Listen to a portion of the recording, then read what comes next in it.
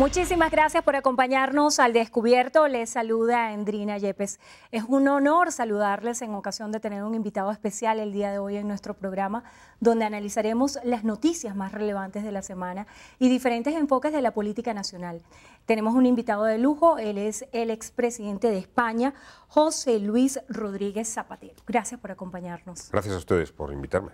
Es una gran oportunidad poder contar en los estudios de Venevisión con su presencia, sobre todo cuando se inicia esta cuenta regresiva, cuando faltan tan solo 42 días para celebrarse las elecciones presidenciales.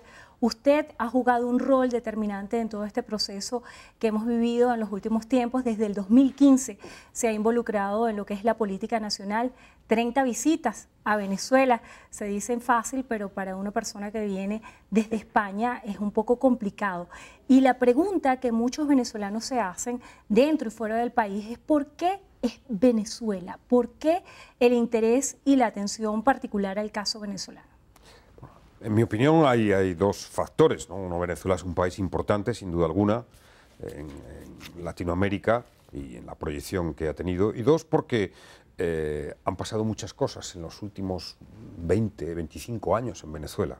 Muchas cosas de trascendencia política, ideológica, si se quiere, para la región, también para Latinoamérica, y una proyección de lo que fue lo que conocemos como el chavismo, con la situación actual. Y por tanto, en efecto, a veces pienso que tiene un interés, en fin, que sobrepasa otros países que tienen también más peso político, más peso demográfico, y eso también lo he vivido en propia carne. ¿Qué considera logrado en este tiempo? Bueno, hay un objetivo por el que yo he trabajado y trabajo, y es que Venezuela resuelva sus serias dificultades políticas, económicas y sociales en paz. Me parece que es el gran objetivo. Cuando a mí me llamaron, hace ya casi 4 años, la primera vez, para hablarme de Venezuela, de la situación que se podía producir y de pedirme que me interesara por Venezuela, que viniera para ver las elecciones a la Asamblea Nacional de diciembre del 2015 como observador, que fue mi primer contacto en esta etapa, pues el gran objetivo es que esa bipolarización, esas dos visiones tan diferentes, antagónicas de la historia de Venezuela, de su presente y de su futuro, no abocaran a un conflicto que podría ser muy grave. Entonces mi tarea fundamental ha sido esa, luego promover un diálogo entre gobierno y oposición, que hemos tenido diversos intentos, diversos momentos en los que hemos estado cerca de un acuerdo. 4 intentos fallidos. Bueno, no sé si tenemos la perspectiva para decir si han sido fallidos, ¿no? Seguramente necesitamos tiempo, perspectiva, que las cosas sedimenten para ver qué ha supuesto el diálogo. Le puedo asegurar por mi experiencia política y por mi convicción intelectual e ideológica que el diálogo siempre aporta, que el diálogo no solo es un camino para llegar a un acuerdo o un entendimiento. El diálogo es un fin en sí mismo. Fíjese que el momento más intenso y difícil fue en julio del año pasado. Yo me pasé aquí casi todo el mes, había muchas protestas, hubo muertos, casi había un muerto diario, yo lo sentía casi como si fuera de mi país, y estábamos dialogando, gobierno y oposición. Yo sabía que mantener ese diálogo era esencial para que ese clima de violencia pues se pusiera fin al mismo, volviera la tranquilidad a las calles y no viéramos el riesgo del abismo. Claro, como los problemas son tantos, siempre en política cuando dices, bueno, hemos evitado un mal mayor, no es consuelo. Pero quien lo ha vivido, y yo lo he vivido en primera persona, sabe que es así, y afortunadamente ahora vamos a tener unas elecciones que para una parte de la oposición no están de acuerdo, pero va a haber elecciones, va a haber un proceso electoral en paz, y eso es importante. Ese proceso de diálogo y la participación que tuvo usted como mediador ha sido ampliamente cuestionada, sobre todo por sectores de la oposición venezolana, quienes califican que el rol que usted jugó fue abiertamente a favor del gobierno. Ha habido posturas también como la del expresidente de España, Felipe González, quien asegura que su visión del diálogo fue para dar oxígeno al gobierno, y algunos le atribuyen a su participación la muerte de la figura de referéndum revocatorio que se pretendió hacer al presidente Nicolás Maduro. ¿Qué le responde usted a esos venezolanos de la oposición venezolana que aseguran usted actuó de alguna forma en función o como un brazo ejecutor del gobierno nacional? Bueno, dos cosas esencialmente, ¿no? En primer lugar, que para opinar de la situación de un país, lo digo por los que opinan desde fuera, hay que conocerla muy a fondo.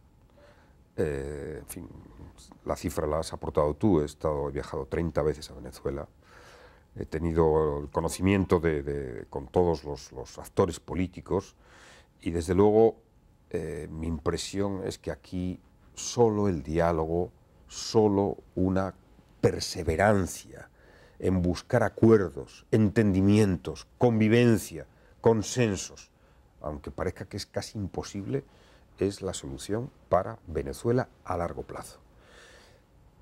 Y cualquiera que se aproxime, cualquiera que conozca este país sabe que el gobierno tiene un apoyo social, que es el gobierno, el PSUV, el chavismo, como se le conoce, y por supuesto la oposición también, que a veces ha ganado la oposición, otras ha ganado el gobierno, pero de lo que se trata es que se conviva. En segundo lugar, hombre, alguien que intenta y que trata de aproximar posturas entre gobierno y oposición tiene que intentar tener una buena relación con el gobierno y con la oposición.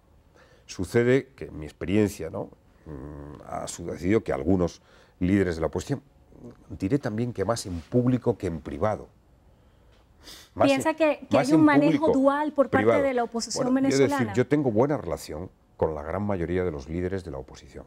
De hecho, tengo una relación, una comunicación bastante frecuente.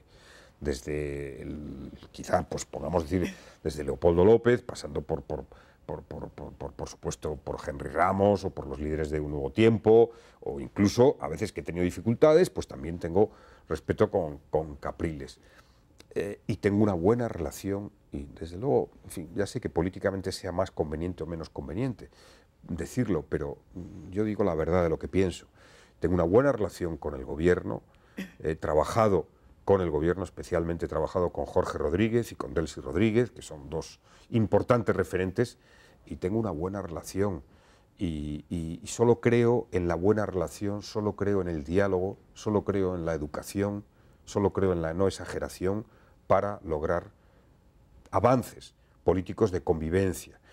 Y acepto las críticas, pero debo decir que mi compromiso, y alguna vez recuerdo que quien me llamó primero fue la oposición, un partido de la oposición, para venir aquí, acepto las críticas, pero desde luego sé muy bien qué ha sucedido, mantendré la discreción de muchas cosas que conozco. ¿Algún día las revelará?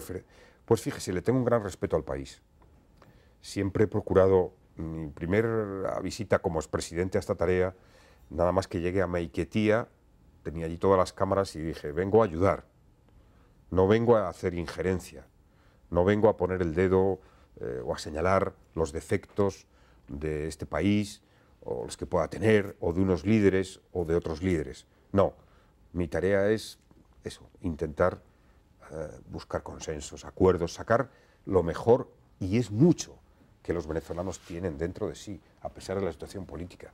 El convencimiento, después de hablar, era bravo, horas y horas, con gobierno y con oposición, de que podemos tener un país que se entienda en lo básico, en lo esencial, que no se antagonice en todo, que no sean dos historias. Cada vez que oigo el pueblo chavista y el pueblo opositor. Dos narrativas totalmente diferentes. Hay un pueblo. Además, lo importante, no somos como país lo que nosotros pensemos que somos, es como nos ven desde fuera. Y desde fuera el mundo ve Venezuela y un pueblo venezolano. Luego se distinguirá en que unos son de izquierdas, otros de derechas.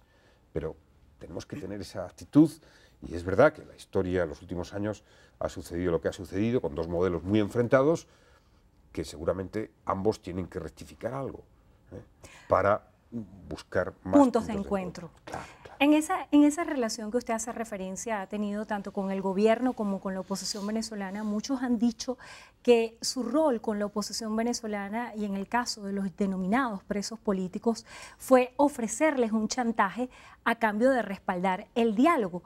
Y luego de la misiva que usted publicó, en la cual hacía un exhorto a la oposición venezolana en torno al diálogo, también se dieron muchísimas interpretaciones. La eurodiputada Beatriz Becerra decía que en esa carta usted estaba actuando como un empleado de Maduro. ¿Cómo separar de esas posturas tan antagónicas el rol de un mediador? Yo he trabajado porque hubiera personas que están privadas de libertad y que había y salieran. He trabajado intensamente y hay testimonios de muchas personas, sobre todo, y además son testimonios que me quedo para mi propia vivencia personal, de sus familias. Siempre he procurado eso, con el gobierno, por supuesto, con el marco de la Fiscalía, etcétera. Pero en ningún momento nadie, es que no se atrevería nadie a utilizarme para cualquier chantaje. Nadie se atrevería a mirarme a la cara y a decirme que si hacen esto o hacen lo otro. Soy expresidente del Gobierno de España y una persona de una trayectoria democrática. Es decir, bueno, la política es verdad que tiene muchas esquinas que no nos gustan a todos, pero hay principios esenciales. Dos, cuando no llegamos al acuerdo en Dominicana, a primeros de febrero, yo en efecto hice una carta pidiendo a la oposición que suscribiera el acuerdo. Y quiero explicar por qué.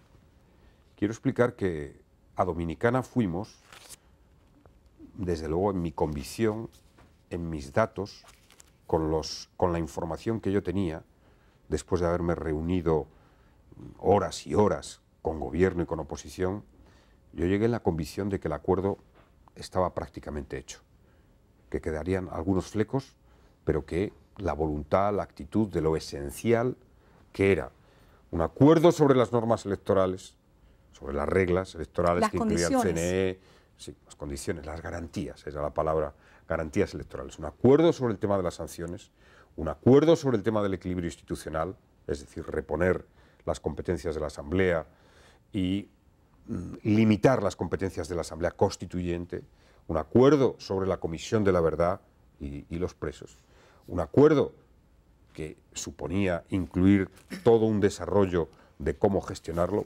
Yo llegaba en la convicción de que estábamos en ese acuerdo. Y en la convicción además de que era un acuerdo bueno, porque nos ponía sobre todo en el horizonte de unas elecciones democráticas, unas elecciones a la presidencia, y que era fundamental. Y debo decir que, en fin, me sorprendió. ¿Qué pudo haber pasado allí para que no se concretara la firma del acuerdo? Bueno, desde luego, quien puso en ese momento más dificultades fue el líder de Primero Justicia allí, que fue Borges. Julio Borges. Julio Borges. En fin, sus razones tendrá. Cuenta con mi respeto, pero él sabe que habíamos llegado allí prácticamente llegando a la cima. Yo decía siempre que llegar a un acuerdo en Venezuela era como subir un 8000, ¿no? Donde se necesita ayuda de oxígeno, buena preparación física. Había sido muy difícil. Bueno, en el último momento eso no se produjo por las razones que se ha esgrimido, y para mí fue una sorpresa. Convencido como estaba de la necesidad para Venezuela del encuentro, de la reconciliación, de las reglas, y que desde la comunidad internacional lo que tenemos que hacer es ayudar a sacar lo mejor de cada parte, en este caso.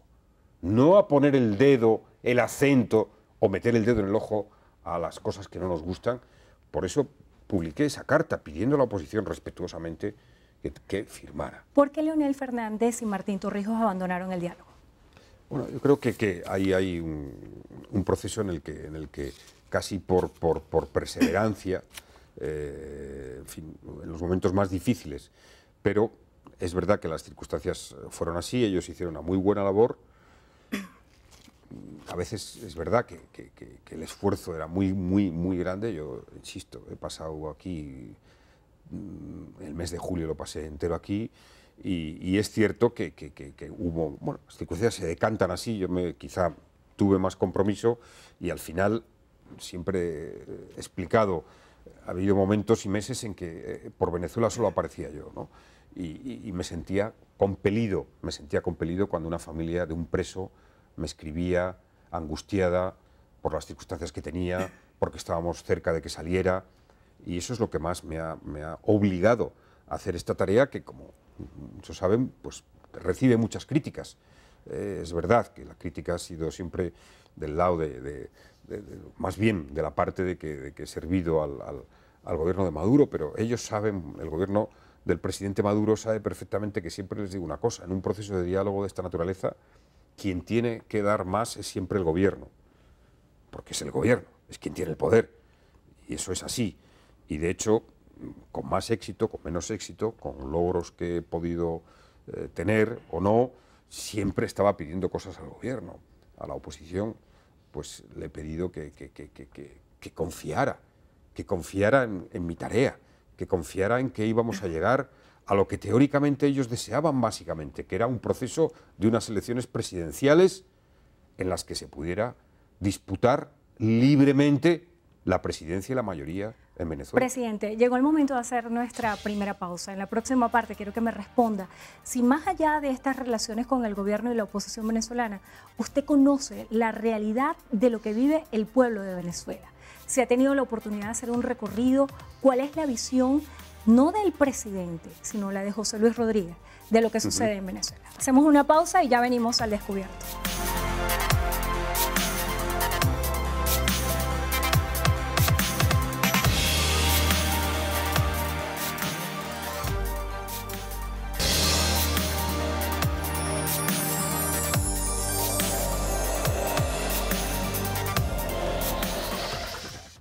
Continuamos al descubierto con un invitado de lujo. Él es el presidente de España, fue presidente de España en 2 periodos, José Luis Rodríguez Zapatero, y estábamos conversando en la parte anterior de más allá de esa aproximación que tiene con las realidades de dirigentes del gobierno y de la oposición venezolana, ¿qué aproximación tiene a lo cotidiano de lo que se vive en Venezuela?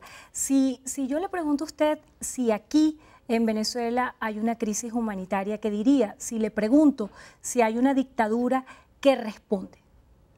Muy bien, a las dos debo responder con lo que es mi opinión sincera. Uno, hay una crisis económica muy fuerte, creo que eso es evidente, y eso genera una problemática social que todo el pueblo de Venezuela conoce y que volvemos un poco a las dos lecturas, ¿no? Es verdad que pues para la oposición es consecuencia de la gestión del gobierno, esa situación económica que nadie puede negar, difícil, muy difícil, y que está afectando a muchas familias en situaciones sociales muy apremiantes. Si hablas con el gobierno, pues es la guerra económica, es el bloqueo, es la presión externa. Y como casi siempre ocurre en la vida, casi ninguno de los dos tendrá la razón absoluta, pero yo no soy quien para hacer una tarea de juez. Yo no vengo aquí como juez, ni como un relator de la situación económica, ni como un relator de la situación de la democracia en Venezuela. Yo vengo a ayudar, a intentar acercar posturas, a que lo que parece imposible sea factible, a que esa visión radicalizada en una u otra posición se modere, se acerquen, a que el gobierno vea cosas buenas en la oposición y a que la oposición vea cosas en el gobierno. La democracia, bueno, hay dos temas que son fundamentales, me parecen. Uno, los procesos electorales, que establecen la disputabilidad del poder, tienen que tener todas las garantías. Eso es cuando ahora se habla de las elecciones del 20 de mayo, me parece que es fundamental no establecer un juicio ex ante. Luego vamos a hablar a fondo claro. de Entonces, esas elecciones y las proyecciones. Yo estuve en las elecciones, son las que he vivido como observador de diciembre del 2015. Y esas elecciones las ganó la oposición. Yo venía de observador, estuve en varios colegios electorales. Por cierto, que vi un clima que me agradó muchísimo, absolutamente pacífico, el pueblo que estaba votando en una dirección o en otra, los testigos en las mesas, y estuve en colegios electorales que me dijeron, este colegio electoral es de mayoría opositora, este es de mayoría gubernamental o chavista. La gente, yo lo que vi es que votaba libremente, que cuando se acercan a la máquina famosa, ¿no? Tantas horas hemos pasado hablando de las máquinas, del software. Bueno, eso es el principio esencial de la democracia. ¿Cómo observa hoy el clima cuando faltan tan solo 42 días para las elecciones, que desde la oposición venezolana se han calificado como un simulacro electoral? De hecho, hay una parte de la oposición que está representada por la Mesa de la Unidad Democrática, muy importante, que una parte muy importante, sí, que ha dicho que no llaman a participar en este proceso electoral. También el expresidente español Felipe González ha dicho y ha exhortado al candidato Henry Falcón a que no participe, utilizando descalificativos a este, haciéndole ver que está haciéndole el juego al gobierno. ¿Cómo observa usted este proceso electoral? Yo creo que el proceso electoral, en cuanto a las garantías y las reglas, se podrá cuestionar el 20 de mayo y habrá observadores internacionales. De hecho, el gobierno y el candidato Falcón firmaron un acuerdo que, por cierto, el acuerdo firmado por el candidato Falcón, Henry Falcón, y los partidos que le apoyan, es el acuerdo de Dominicana, básicamente. Es el acuerdo que, en fin, lo voy a decir, pero prácticamente había puesto yo encima de la mesa, en la parte de las garantías electorales. Pero muchos miembros de la oposición dicen que Henry Falcón no representa a la oposición venezolana. ¿Qué piensa usted? Yo creo que la oposición venezolana se tiene que dilucidar bueno, primero, los ciudadanos venezolanos tienen la palabra ahora. Podrán votar o no votar. Y se sabrá cuál es el discurso mayoritario. Y entre los candidatos que se presentan, por supuesto el presidente Maduro, Henry Falcón, y hay alguno más, tengo entendido, pues ahí se traducirá lo que es. Pero lo que hay que hacer es que ese día, el que quiera votar, hombre, yo en democracia me parece que, y si uno lucha por la democracia, aunque crea que no es una democracia como debería de ser, aunque tenga esa convicción, siempre que se va a votar, se avanza en la democracia. Esa es mi percepción. Respeto otras. Y desde luego, hoy he estado con Henry Falcón, he estado con el candidato, me ha dicho que va a ir hasta el final, que además está animado en cuanto al resultado electoral, que sabe las dificultades que existen, que va a velar por las garantías y que ha pedido él y también el gobierno. También el gobierno ha ofrecido que puedan venir, creo que salvo Almagro y la OEA, para ser precisos, que vengan organizaciones internacionales a hacer la observación. Entonces, yo que previsiblemente estaré aquí, si veo que, como cuando estuve en diciembre de 2015, recuerdo que estaba muy pendiente, recuerdo que el único incidente, entre comillas, que se produjo ese día fue el cierre de los colegios, la hora del cierre, que se prolongó algo más, y yo recuerdo que conjuntamente con UNASUR, con el presidente Leonel Fernández y con Martín Torrijos, como llamamos insistentemente a la presidenta del CNE, a Tibisay Lucena, para que se cumpliera el horario. Es decir, que seremos, desde luego, yo seré, si hago esa tarea, garante de que el proceso electoral, el 20 de mayo, reúna los requisitos básicos de una democracia. Porque si no, puedo decir, yo no estaría participando en esta tarea. Eso me parece esencial. Y digo, hay quien considera decir, bueno, el tema de los presos, las circunstancias... Ese es un tema importante, porque no solamente el proceso electoral se define propiamente en el tiempo de las elecciones, sino también lo que ocurre previo, el día de las elecciones y posterior. Por supuesto. La democracia se ha señalado que el gobierno nacional ha construido una oposición a su medida, sacando de juego a líderes a través de inhabilitaciones políticas, a través de presos. ¿Piensa usted que esto ha sido la estrategia que ha jugado el gobierno nacional? Aunque aun en la hipótesis de que esa hubiera sido, cosa que no voy a estar, lógicamente, en los últimos planes de gobierno, eso no es posible en un país como este, en un sitio como este. ¿Cuántos candidatos han podido presentar estas elecciones?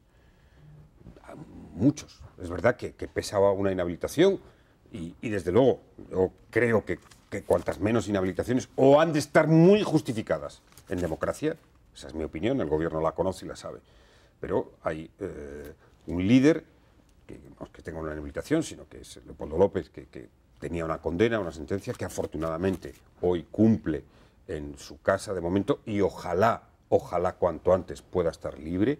Desde luego es mi deseo y por lo que trabajo, como trabajé para que saliera de Ramo Verde, en fin, un proceso intenso, hasta 5 veces estuve en Ramo Verde hablando con Leopoldo López, con el que mantengo relación, y mi deseo es que pueda estar cuanto antes libre. Pero, hombre, hay muchos candidatos y han podido concurrir, estar. Respeto que no estén. Respeto, insisto. Porque el cuestionamiento que ha es hecho la oposición venezolana en torno a la convocatoria de estas elecciones, no por parte directamente del Consejo Nacional Electoral, sino a través de la Asamblea Nacional Constituyente, ¿cómo la califica? ¿Cómo la califica usted? Bueno, no estoy para calificar, yo estoy para ayudar. Es decir, no soy un relator de derechos humanos, no soy un relator de las condiciones democráticas. Vengo aquí a ayudar a la democracia, a ayudar a Venezuela. Y si en efecto hay personas que están en prisión, he intentado, y algunas he logrado, o he contribuido a que puedan hoy estar en libertad, y me gustaría que eso siguiera. Y me gustaría tener la perspectiva de un país que necesita, por supuesto, ante todo, sosiego en el debate político. Y ante todo necesita ayuda para la economía. Y puedo decir una cosa, si hacemos que la política discurra por cauces de más entendimiento, ayudaremos a la economía. La confrontación antagónica en la política es muy negativa para la economía. Insisto, mi preocupación fundamental, mi preocupación durante este tiempo de intentar diálogo, de intentar acuerdos, era cómo evolucionaba la economía, y cada vez que se decía, esto no va a aguantar, esto no va a aguantar, es decir, yo quiero ayudar, sé lo que no ayuda. Y claro, seguramente mi visión, que es después de haber estado aquí durante tantos días en estos años, es distinta a la gente que habla desde fuera. A la gente que habla desde fuera, bueno, es fácil hablar desde fuera. Al final no te llevas, digamos, el sentimiento, las emociones, las angustias. Es decir, a mí mucha gente me ha preguntado, bueno, ¿cómo sigues en esa tarea? ¿No? Es decir, bueno, pues porque cuando recibes la llamada angustiada de una madre porque tiene un chico que ha entrado en prisión y te pide que puedas hacer algo, y como en algunos casos he podido, y ves luego como lo que supone eso para esa familia, nadie que tenga un mínimo de sentimiento puede desembarazarse de esa tarea.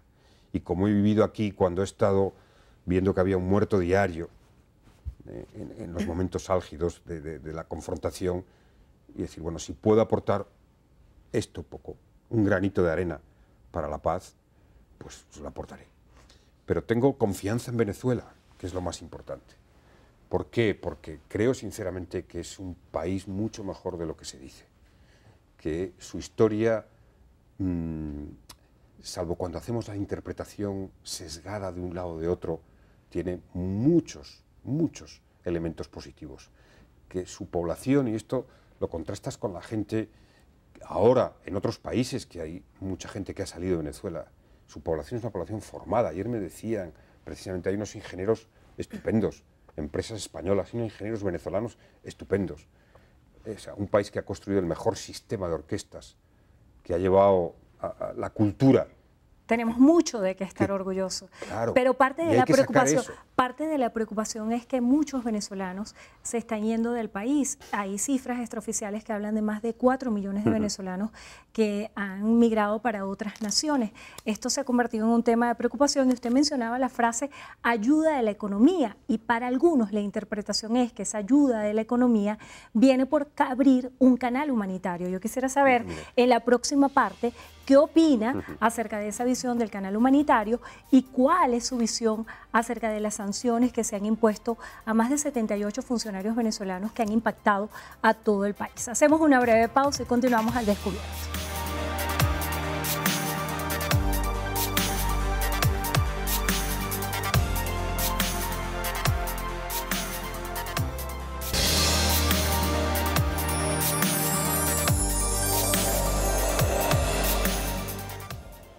Gracias por continuar con nosotros al Descubierto. Estamos conversando con el expresidente del gobierno español, José Luis Rodríguez Zapatero. En la parte anterior quedaba en el aire su respuesta acerca de cómo se interpreta la ayuda a Venezuela. Para muchos la fórmula es abrir un canal humanitario.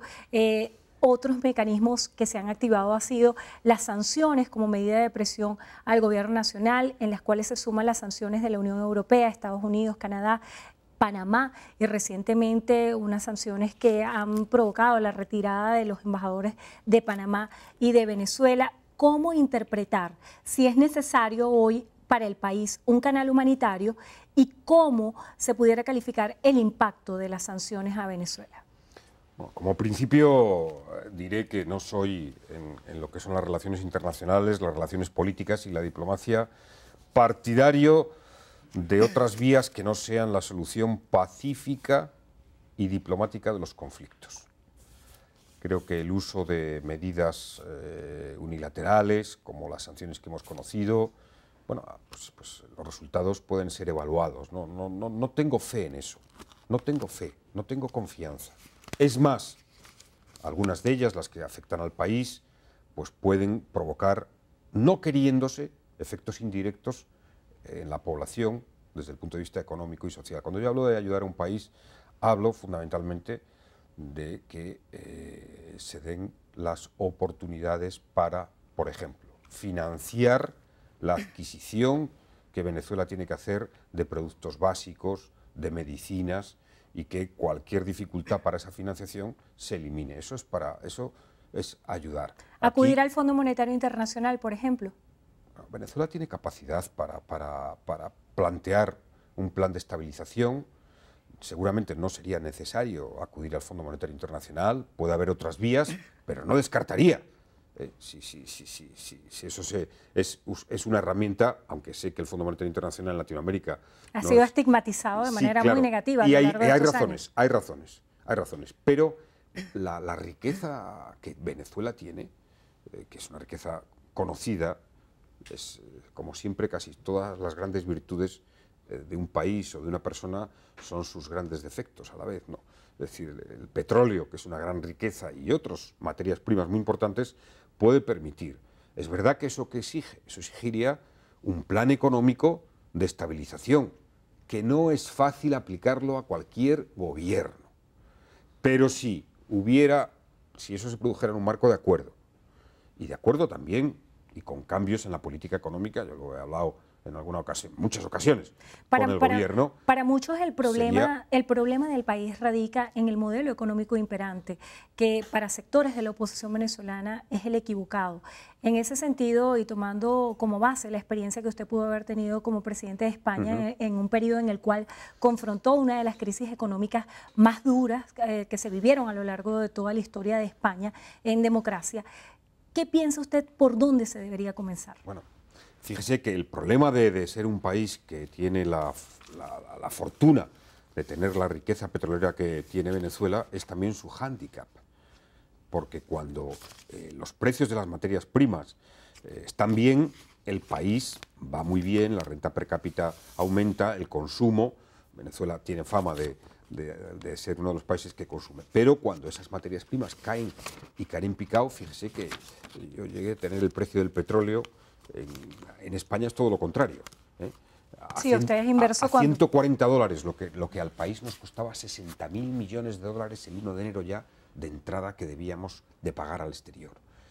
Y al final el petróleo lo hemos visto incluso a $30.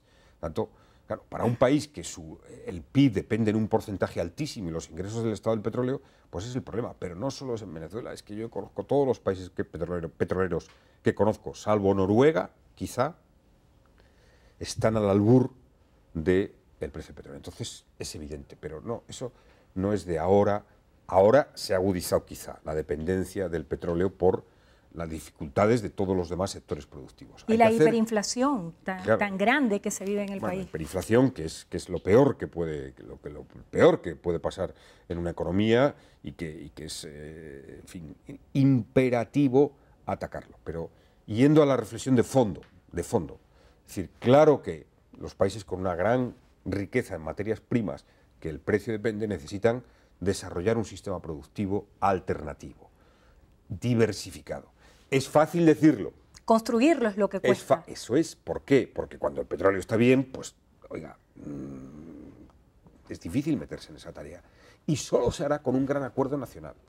Porque los que hablan de la Cuarta y de la Quinta República, vivimos en la Cuarta República también un momento en que el petróleo empezó a caer, Caracazo, suena el Caracazo, ¿no? Que está muy... A mí me ha llamado la atención lo presente que está todavía en la conciencia colectiva de los venezolanos, porque me hablan recurrentemente del Caracazo. O sea, ¿qué ha pasado? Un punto de inflexión en la historia del país. Con lo cual, ¿a dónde voy? Voy a que se necesita, desde mi modesta opinión, sin hacer injerencismo, repito, en Venezuela un gran acuerdo, que ojalá se pueda construir después del 20 de mayo, con todos los que quieran participar.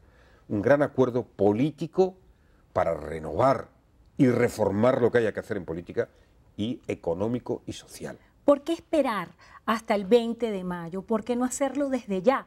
¿Por qué plantear una oferta electoral en función de encontrar soluciones y no hacerlo desde ya, cuando hay una realidad innegable, sobre todo en materia de alimentos, de medicinas, y que es una crisis muy aguda que está enfrentando Venezuela? Por supuesto. Luego, en fin, en fin, incluso estoy hablando del terreno electoral, que quizá no debería, pero sí, y yo no tengo ninguna duda. O sea, alguien puede tener una duda que todos los líderes políticos, los partidos en Venezuela, pues estarían dispuestos y deben estar dispuestos a abordar y afrontar los problemas más acuciantes, sociales, de necesidad de abastecimiento, de medicinas.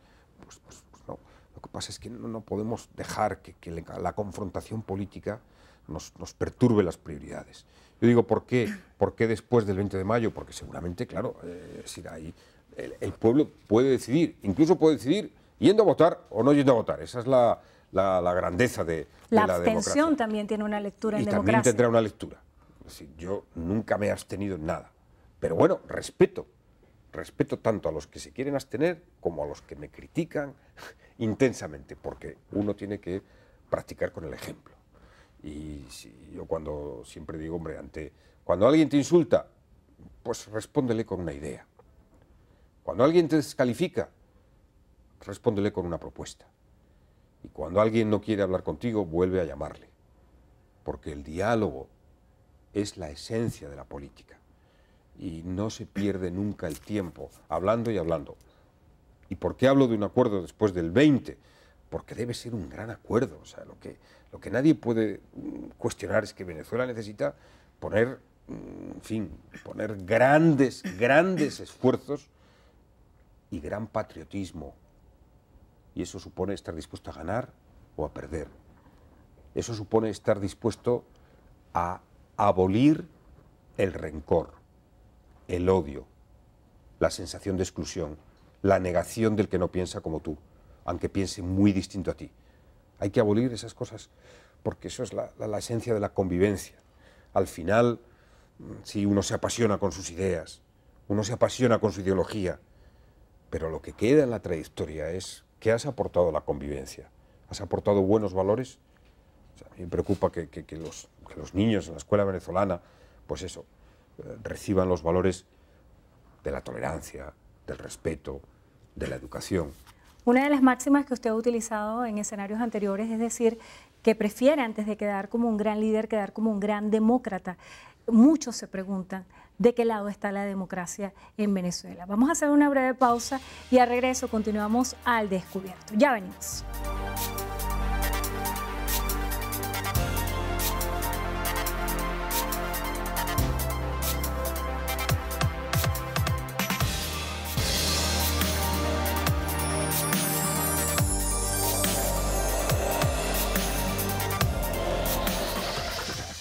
Y llegamos a la parte final al descubierto. Estamos conversando con el expresidente de España, José Luis Rodríguez Zapatero.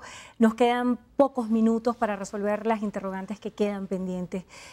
La posición del presidente Nicolás Maduro en torno a Cataluña, que es un tema bien importante en este momento en la política de España.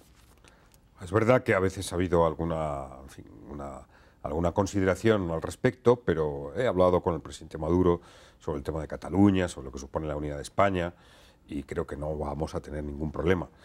todos conocemos que ha habido entre el gobierno de España y el gobierno del presidente Maduro dificultades serias, sobre todo a través de los pronunciamientos. En fin, y a mí pues es de los que menos me puede gustar esta situación. Espero que se corrija y espero que tengamos pronto nuevamente la restauración de la presencia de los embajadores. Pero como todos los países del mundo, el gobierno de Venezuela sabe lo que representa la unidad de España, la integridad territorial de España, más allá, insisto, de que bueno, siempre hay un cierto pugilato en declaraciones. Usted ha dicho que es necesario el diálogo después de las elecciones del 20 de mayo. ¿Qué se debería hacer diferente en este nuevo proceso de diálogo que usted asegura es necesario hacer, sobre todo cuando el tema de la legitimidad de las elecciones va a ser ampliamente cuestionada por muchos países que han dicho desde ya que no van a reconocer los resultados de este proceso? Bueno, a esos países también los que, en fin, con los que muchas veces sus gobiernos y sus ministros he hablado y en fin, porque se sabe que hago esta tarea, debemos de tener un poco de sosiego, ¿no? Debemos de esperar a que se celebren las elecciones, a ver cuáles son las condiciones. Venezuela no empieza ni termina el día 20 de mayo. Los problemas económicos y sociales de Venezuela deben ser la gran prioridad para las familias, para la gente que está pasando dificultades y también para los que se han tenido que ir, que ojalá ese acuerdo con el que bueno, pues muchos podemos estar trabajando y pensando incluya también el retorno, pero a esos países les pediría sosiego, que como casi siempre sucede, casi nada en la vida es de un color o de otro. Antes me preguntaba de qué lado está la democracia, que me pareció una pregunta interesante. Pues claro, la democracia está del lado de todos, porque cada uno tenemos que aportar nuestra visión, respetando la visión de los demás. Democracia antes que verdad. Y hay quienes piensan que hay una verdad inequívoca. Pues no. Y aquí en Venezuela, incluso por las circunstancias del conflicto larvado que viene desde hace más de 20 años, en el fondo hay dos legitimidades muy en conflicto desde hace más de 20 años. Estos últimos, porque la situación económica ha sido muy difícil, ese conflicto se ha exacerbado más quizá, ¿no? Entonces, frente a un conflicto de 20 años, pues démonos un tiempo para pensar que llegará el momento del acuerdo. Presidente, usted escribió un libro titulado El dilema, 600 días de vértigo, donde hace una narrativa de la crisis económica en España y de la importancia y la complejidad de la toma de decisiones en momentos de crisis. La oposición venezolana a lo largo de todos estos años ha confrontado distintas encrucijadas, participar o no en procesos electorales, firmar o no firmar un acuerdo. ¿Qué le aconsejaría usted a la oposición venezolana y qué le aconsejaría usted al gobierno nacional en este dilema que hay en toda Venezuela? Los mejores productos de la historia política son siempre fruto del acuerdo. Siempre, es así. Casi siempre las mejores opciones son las segundas opciones o los planes B. Eso es lo que dice la experiencia. ¿Por qué? Porque cuando el antagonismo se impone y nadie flexibiliza, nada se mueve, no hay reformas, no hay cambios, y los cambios y las reformas son imprescindibles. La historia es un proceso abierto, la democracia es un proceso abierto que vamos llenando cada día, pero si no hay acuerdos no habrá progreso y avance, y por tanto no hay nada peor que aconsejar en la vida. Y yo siempre he dicho que al final la experiencia me dice que me contenga en dos cosas: ni acusar a nadie de algo, ni presumir de algo. Eso creo que es la actitud de un buen demócrata, de alguien que al final quiere de verdad aportar a la convivencia. No acuses, no presumas. ¿De qué lado está la democracia en Venezuela? Pero pues está del lado de todos un poco, porque si no, no sería una democracia. Al final tenemos que entender bien que la democracia no solo es un expediente el más justo, el más legítimo para votar y elegir un gobierno, que por supuesto nadie lo imponga, está claro. Además, y sobre todo, la democracia es un proyecto para vivir juntos, para convivir, o sea, convivir pensando de una u otra manera, teniendo un color de piel de una u otra manera, viniendo donde se venga, siendo religioso o no creyente. La democracia ha de ser ese gran territorio que todo el mundo pueda habitar. Y por tanto todos tenemos que aportar algo. Esta es la grandeza de un modelo de convivencia democrático. Y seguramente saber renunciar. Y seguramente en Venezuela, en este momento histórico, todo el mundo tiene que saber renunciar a algo. Yo siempre digo, el gobierno tiene más poder, tiene que renunciar a más cosas. Y la oposición, pues, tiene que tener, sobre todo, lo que más me importa, ¿no?, que es ser, como son la alternativa, deben ser la alternativa, dar un mensaje de esperanza, ¿no?, un mensaje positivo. Yo siempre soy criticado por ser demasiado optimista. Usted se definió como un optimista antropológico. Sí, exacto. En unas declaraciones que leí. Es mi gran virtud y mi gran defecto a la vez. Pero suele ser así en la vida. Nuestros mejores valores son a veces nuestros mejores riesgos. Ahora, recuerdo una frase de Bill Clinton. Decía, nunca el pesimismo creó un puesto de trabajo. Yo no voy detrás de un líder que no me motive, que no me dé confianza, que no me diga que se puede conseguir algo. O sea, para el cuadro negro de una situación, pues eso, en fin, yo creo que el liderazgo es otra cosa, el proyecto político es otra cosa. Y esto es lo que hay que intentar que esté presente en todos y cada uno. Pero para mí, en Venezuela, diálogo, abolir el rencor, el odio en donde pueda existir, el respeto, la confianza, el reconocerse. Algo bueno hay siempre en la oposición y algo bueno en el gobierno. Y algo muy bueno hay en el conjunto del pueblo venezolano, que merece, que tiene el derecho a que sus representantes políticos se pongan de acuerdo. Y creo que los que no somos venezolanos y se nos permite opinar, incluso a mí, trabajar y hacer cosas en Venezuela, lo que tenemos es la obligación no de dar lecciones de cómo son otros países, de que hay cosas mejores o no. No, tenemos la obligación de ayudar, de ayudar. España pasó épocas muy difíciles y Venezuela ayudó a España. Y yo, modestamente, como español y país hermano, pues si puedo ayudar algo a Venezuela lo hago con satisfacción. Ya es casi mi segundo país después de estos últimos años en los que he estado durante tanto tiempo. Y ojalá lleguemos a ese acuerdo y a ese nuevo tiempo. Pero le diré, todo el mundo dice de Venezuela, por dejar un punto positivo a la gente que está pasando lo peor, que la capacidad de recuperación económica y social de Venezuela es rápida y grande en cuanto tengamos la oportunidad y el momento. Y yo creo que a lo que más contribuirá esa oportunidad y ese momento de recuperación será un gran acuerdo político. Muchísimas gracias por estar con nosotros al descubierto. Ha sido un honor tenerlo aquí en los estudios de Venevisión. Expresidente del gobierno español, José Luis Rodríguez Zapatero. Muchísimas gracias por estar con nosotros y gracias a ustedes también. Será hasta la próxima.